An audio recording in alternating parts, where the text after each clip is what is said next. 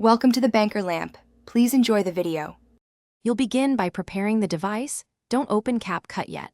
On iOS, go to Settings. On Android, go to Settings or Apps. Once there, locate Capcut in the app list so you can change permissions directly.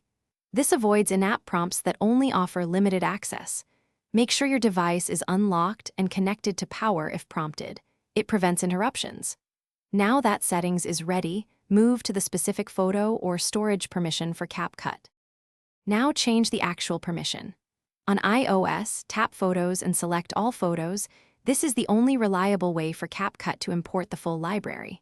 On Android, open permissions and enable Files and Media or allow management of all files if present. If you see selected photos, switch it to All Photos. Selected limits prevent many imports. Once these permissions are set, force close Capcut and reopen so the app reloads with the new access rights. Finish by reopening Capcut and trying to import a photo or video. It should list your full library now. If you still see missing items, restart the phone to clear cached permission states, then recheck Settings Capcut. If a restart doesn't fix it, revoke and regrant the permission once more, and only then consider reinstalling Capcut. That preserves a fresh permission request.